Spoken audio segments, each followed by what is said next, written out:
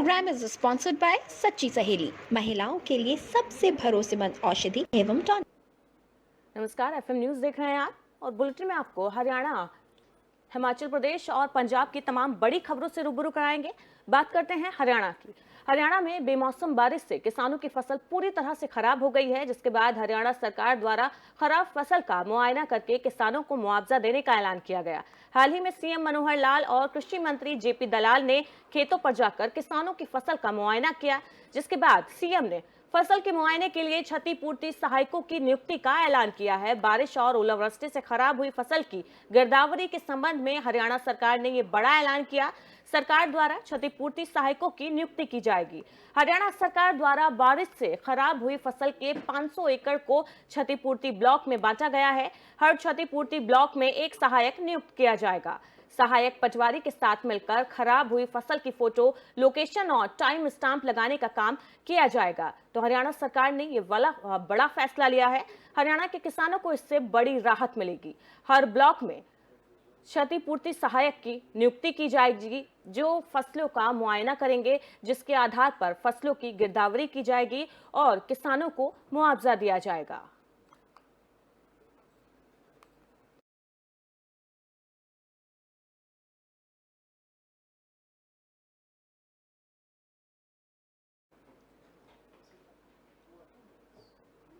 वहीं गुरुग्राम पहुंचे मुख्यमंत्री मनोहर लाल ने साइबर सिटी में 2 बड़ी परियोजनाओं का उद्घाटन किया है। बड़ी अपडेट आपको दे रहे हैं।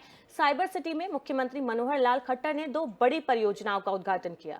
बसई से द्वारका एक्सप्रेसवे ओवरब्रिज पर अमृत जल परियोजना का मनोहर लाल खट्टर ने उद्घाटन किया। इस सौगात से गुरुग्राम वासियों को पानी की समस्या और ट्रैफिक की समस्या से छुटकारा मिलेगा। आपको बता दें, इस एक्सप्रेसवे पर जाम की भारी स्थिति देखने को मिलती थी और सीएम खट्टर की इस परियोजना के निर्माण से जनता को ट्रैफिक की समस्या से बड़ा छुटकारा मिलेगा। साथ ही साथ यह पानी की किल्लत रहती थी, पानी की समस्या से भी इस परियोजना के जरिए छुटकारा दिया जाएगा।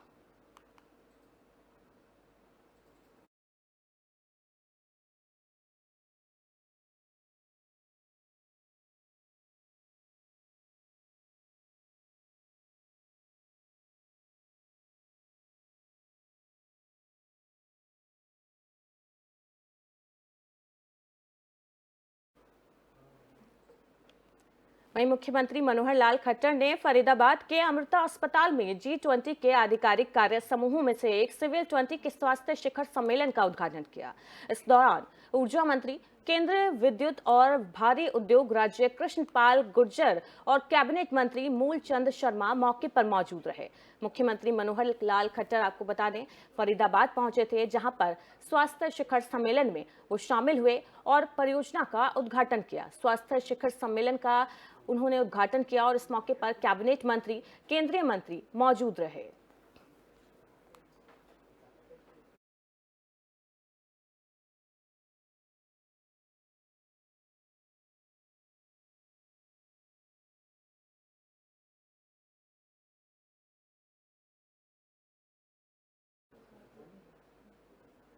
वहीं आम आदमी पार्टी के राज्यसभा सांसद और राष्ट्रीय प्रवक्ता राघव चड्ढा ने वित्त मंत्री निर्मला सीतारमण को पत्र लिखकर बेमौसम बारिश, ओलावृष्टि और तेज हवाओं से प्रभावित किसानों के लिए विशेष पैकेज देने की मांग की।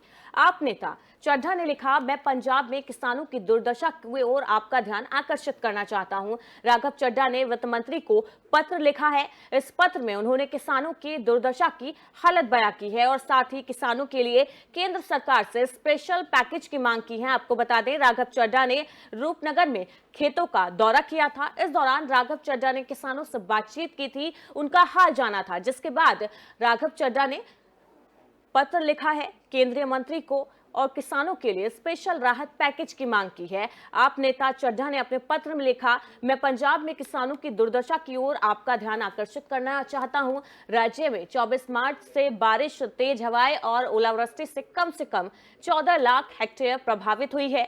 रबी सीजन के दौरान पंजाब में बोए गए 34.9 लाख हेक्टेयर गेहूं हमारे किसानों को तबाह कर दिया है।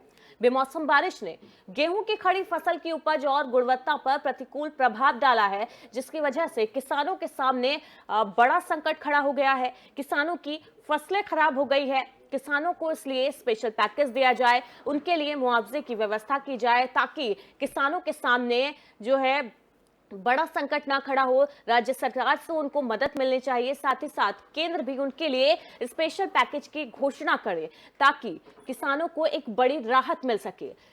आपको बता दें, राघव चड्ढा ने रूपनगर में दौरा किया था खेतों का, जहां पर राघव चड्ढा ने किसानों से बात की। किसानों से बातचीत कर राघव को पता चला कि कई किसान ऐसे हैं जो बारिश में जिनकी फसल जो है वो पूरी तरीके से बर्बाद हो गई है। बारिश और ओलावृष्टि में उनकी फसल पूरे तरीके से बर्बाद हो गई है, खराब हो गई है, जिसके चलते उनके सामने बड़ा संकट खड़ा हो गया है। आर्थिक संकट ये खड़ा हुआ है, जिसकी वजह से राघव चड्ढा ने केंद्रीय वित्त मंत्री को पत्र लिखकर किसानों के लिए राहत पैकेज की मांग की है।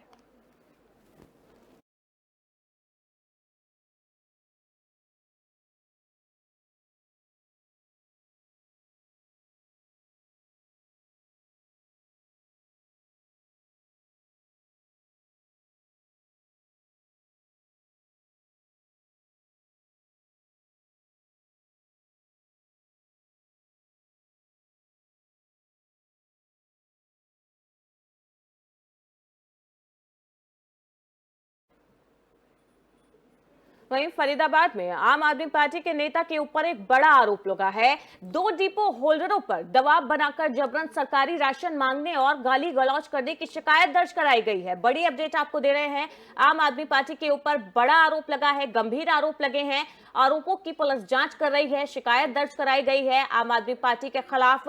आम आदमी पार्टी के नेता पर राशन के लिए डिपो होल्डरों पर दबाव बनाने का आरोप लगा है। पुलिस इस पूरे मामले की जांच कर रही है। आपको बता दें, दबाव बनाकर जबरन सरकारी राशन मांगने और गाली गलौज करने की शिकायत दर्ज कराई गई है आप नेता के खिलाफ। आरोपी आम आदमी पार्टी के नेता ने अपने ऊपर लगे आरोपों पर चुटकी लेते हुए कहा कि उन पर लगाए गए सभी आरोप निराधार हैं, लेकिन वो आरोप लगाने वाले डिपो होल्डर्स का शुक्रिया अदा करते हैं कि वो उनका इस तरह से प्रचार कर रहे हैं ताकि आम लोगों को पता चल सके कि उन्होंने आम आदमी पार्टी ज्वाइन कर ली है। इस मामले में आदर्श नगर थाना प्रभारी ने जानकारी देते हुए बताया, 2 डिपो होल्डर्स द्वारा आम आदमी पार्टी के नेता देवराज ने राम प्रकाश के खिलाफ गाली गलौज करने की शिकायत की है। शिकायत के आधार पर पुलिस पूरे मामले की जांच में जुटी है। जांच के आधार पर आगे की कार्रवाई अमल में लाई जाएगी।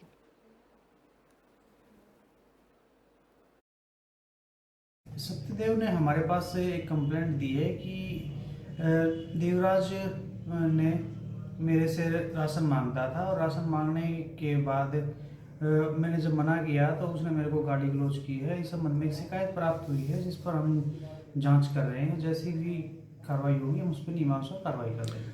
और कोई पार्टी से जो है वो कहीं ना कहीं संबंधित रखता है देवराज चौधरी, और आपकी कोई बात हुई है क्या, कोई जांच पहुंची है? पार्टी से संबंधित हम इस चीज़ को नहीं कहेंगे, हम तो एक शिकायत मिली है उस पर जांच कर रहे हैं। मामला ये है जी कि अभी 8-10 दिन पहले भी टू मैम हुई थी किसी से, जो इन्होंने इनका ही आदमी था उनसे कराई थी, तो उसमें हमारा निपटारा हो गया था, कोई बात नहीं थी। फिर उन्होंने पिछले महीने भी हमसे जो है 4-5 कट्टे मंगाए थे गेहूं के, देवराज चौधरी जी ने। तो हमने कहा जी हमारे पास कट्टे नहीं बचते, राशन सिंगल हो गया है। दिसंबर तक राशन डबल आया था, उसके बाद और फ्री राशन बांटा जा रहा है, जिसमें प्रति मेंबर 5 किलो और 1 किलो चीनी के हिसाब से राशन आ रहा है, वही जनता को वितरण किया जा रहा है। अब हम इनको कहाँ से दें? हर महीने की बात है, कभी मेरे से चैटबाजी, कभी हमारा भाई सदैव है इससे चैटबाजी। कल की बात में क्या हुआ, कल हम नरविंद्र पहलवान जी ने छतुराम रोड वालों ने बुलाए थे। वहाँ पर क्या हुआ जी कि उन्होंने तो बुलाया कि भाई चलो आ जाओ चाय पियेंगे, तो हमें नहीं पता थी वहाँ देवराज जी आएंगे। तो वहाँ पे आए और उन्होंने ये कहा था कि सेठी भाई देखो आप तो मेरे भाई हो और मेरे बेटा भी हो, मैं आपको धमकाऊंगा भी और मना लूंगा। भैया हमने तो किसी से कोई राशन ऐसे नहीं मांगा है, वो शिकायत लगा रहे हैं, उनका कोई अपना एजेंडा है। ज़्यादा इनके लिए कुछ नहीं कहकर मैं इनका कोई प्रचार नहीं करना चाहता हूँ। अगर मैंने उनसे राशन मांगा है या धमकाया है, उनसे कभी भी कोई आदमी मेरा गया है, कोई फ़ोन करा है, तो उसकी डिटेल बताएं। जिन लोग जो मेरे पे इल्ज़ाम लगा रहे हैं वो नाम लेने लायक भी मैं उनको महत्व नहीं देता हूँ। वो मेरे पास तो उनका नंबर भी नहीं है। अगर मैंने उनके लिए कभी कॉल भी करी है या कोई मैसेज करा हो तो वो दिखाया, रिकॉर्ड में लाए इस चीज़ को। अब ये बिना मतलब की फालतू की बातों करने से, इन चीज़ों से मेरे को क्या फ़र्क पड़ रहा है? ये लोग मेरा प्रचार ही कर रहे हैं। बहुत धन्यवाद करता हूँ मैं इन सबका। काफ़ी दिनों से 8 साल से राशन का डिपो चला रहा हूँ। मेरे खिलाफ जनता के द्वारा कोई भी आज तक शिकायत नहीं है। पिछले 1-2 साल से कोरोना के दौरान ये हमें ब्लैकमेल करके ज़बरदस्ती कुछ ना कुछ बहाना लगा के तुम्हें फंसा दूंगा, ये करवा दूंगा। 2, 4, 6, 10 कट्टे ज़बरदस्ती ले जाया करता था और लोगों और डिपोल्टरों से भी लेके गया काफ़ी लोगों से।